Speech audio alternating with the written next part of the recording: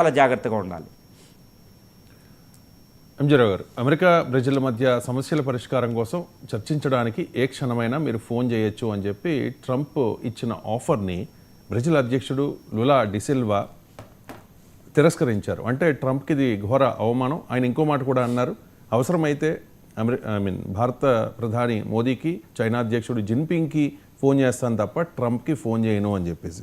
So America చేస్తున్న కుట్రలకు వ్యతిరేకంగా ఇండియాకు మద్దతుగా బ్రిక్స్ నిలవబోతోందా? ఎస్ అండి. ఇప్పుడు బ్రెజిల్ పరిస్థితి చూస్తే బ్రెజిల్లో మాజీ అధ్యక్షుడు బొల్సనారోని హౌస్ అరెస్ట్ చేశారు. ఎందుకంటే ఆ సుప్రీంకోర్టు వాళ్ళ హైకోర్టు వాళ్ళకి చెప్పింది ఆయన అరెస్ట్ చేయండి అని, ఎందుకంటే శాంతి భద్రతలు విఘాతం అని. ఆయన హౌస్ అరెస్ట్ అయ్యేటప్పటికి వెంటనే బ్రెజిల్లో ఆయన మద్దతుదారులు, ఎందుకంటే అపోజిషన్కి కేవలం మద్దతు ఉంటుంది, ప్రజల మద్దతు, వాళ్ళంతా రోడ్ల మీదకి వచ్చి ఇప్పుడు బ్రెజిల్ అంతా భయంకరమైన విషయాలు జరుగుతున్నాయి అన్నమాట. ఈ బొల్సనారో తరపున ట్రంప్ మాట్లాడడం జరిగింది. అది మనం గుర్తుపెట్టుకోవాలి. బొల్సనారోకి ట్రంప్కి రిలేషన్షిప్ ఎక్కువ అండి. బొల్సనారో వ్యవహారంలో బొల్సనారో దేశ అధ్యక్షుడు చేసేద్దామనుకున్నారు.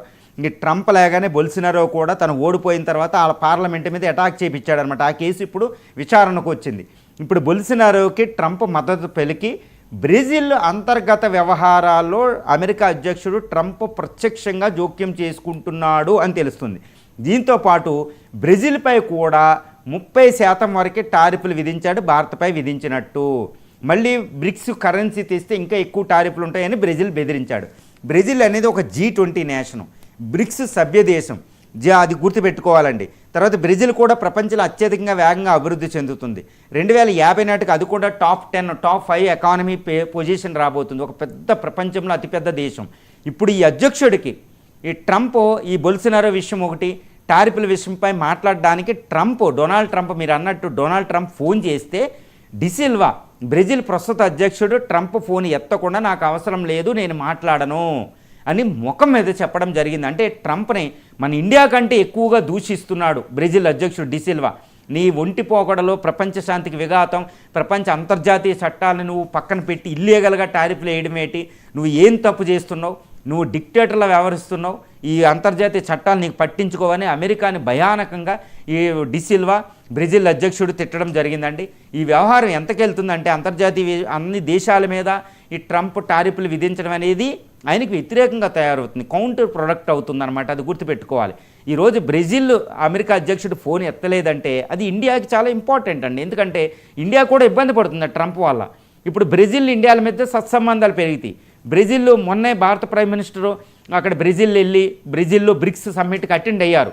అక్కడ బ్రెజిల్ ఇండియాల మధ్య వ్యూహాత్మకమైన సంబంధాలు ఉన్నాయి, ఆర్థికంగా ట్రేడ్ డీల్ కుదుర్చుకునే అవకాశాలు ఉంది. బ్రిక్స్ కింద బ్రిక్స్ కరెన్సీ తేవడానికి ఇటు బ్రెజిల్ అధ్యక్షుడు ఇండియా ప్రధాని చాలా ఎక్కువగా కృషి సలుపుతున్నారు. ఈ బ్రిక్స్ కరెన్సీ రావాలంటే బ్రెజిల్ పాత్ర చాలా కీలకంగా ఉంటుంది, బ్రిక్స్లో ఒక పిల్లర్ కాబట్టి ఇండియా కూడా ఒక పిల్లరు. సౌత్ ఆఫ్రికాతో గొడవయ్యారు. సో బ్రెజిల్ అధ్యక్షుడు అమెరికా అధ్యక్షుడిని తిట్టాడు అంటే ఇండియాతో క్లోజ్ అవుతుంది, బ్రిక్స్ కరెన్సీకి పాత్వే వచ్చేసింది. అంటే డాలర్ పతనానికి ఈరోజు బ్రెజిల్ నిర్ణయం తీసుకోవచ్చు. ఈరోజు బ్రెజిల్ ప్రజలు కూడా ఈ ట్రంప్ డైరెక్ట్గా బ్రెజిల్ పాలిటిక్స్లోకి ఇన్వాల్వ్ అవ్వడం అనేది ఒక అవమానంగా ఫీల్ అవుతున్నారు బ్రెజిల్ ప్రజలు. ప్రజాస్వామ్యానికి అది విఘాతం. ఒకప్పుడు నేను చెప్పాను కదండి, సెంట్రల్ ఇంటెలిజెన్స్ ఏజెన్సీ ద్వారా బ్రెజిల్లో ఎన్నో ఎలక్షన్లో అమెరికా ఇన్వాల్వ్ అయ్యింది, ఎన్నో గత ఎన్నికల్లో కూడా. అదేవిధంగా ఎన్నో గవర్నమెంట్లు కూల్చేసింది, పక్కన అర్జెంటీనాలోను వెనుజులాలోను, ఆ పక్కనున్న పరగ్వే, ఉరుగ్వే, ఈ లాటిన్ అమెరికాలు పనామా వరకు లాటిన్ అమెరికాలో ప్రతి దేశంలో కూడా ట్రంప్ జోక్యం ఎక్కువ అవుతుంది. ఈ లాటిన్ అమెరికాలో దక్షిణ అమెరికాలో ఖండంలోనే అతిపెద్ద కంట్రీ అయిన బ్రెజిల్ ఈరోజు అమెరికా జోక్యం అక్కడ ఉండడానికి ఇష్టం లేదు. సో అందువల్ల ఏంటంటే బ్రెజిల్ అసలు అమెరికాను అడ్డుకోవడానికే ప్రయత్నం చేసింది. దీనికి ఒక ఆయుధం బ్రిక్స్ కరెన్సీ, దీనికి ఒక ఆయుధం బ్రిక్స్ దేశాల కూటమి. అదే ఎప్సా అనేది ఇండియా ఇంకో కూటమి ఉంది, సౌత్ ఆఫ్రికా, ఇండియా, బ్రెజిల్ కలిపి ఆ కూటమి కూడా బలపడే అవకాశం ఉంది. అంటే లాటిన్ అమెరికాలో మన ప్రాబల్యం పెరుగుతుంది, ఇండియా అనేది చాలా ఇంపార్టెంట్ కాబట్టి ఇది ఒక శుభ పరిణామాన్ని చెప్పుకోవచ్చు. అమెరికాకి బ్రెజిల్ దూరం అయిందంటే బ్రెజిల్ ఇండియాకి దగ్గర అవుతుంది. కాబట్టి బ్రిక్స్ కరెన్సీ పాత్ వస్తుంది. కాబట్టి ట్రంప్ ఎట్టి పరిస్థితుల్లో ఇటు బ్రెజిల్తో మాట్లాడడానికే ట్రై చేస్తున్నాడు, కానీ బ్రెజిల్ అధ్యక్షుడు వినే పరిస్థితి ఇక్కడ ఎట్టి పరిస్థితుల్లో కనపడడం లేదు. ఎందుకంటే భారతదేశం కంటే ఏదో టారిఫ్లతోనే బాధపడతలేదు బ్రెజిల్, రాజకీయంగా కూడా కుట్ర చేస్తున్నాడు.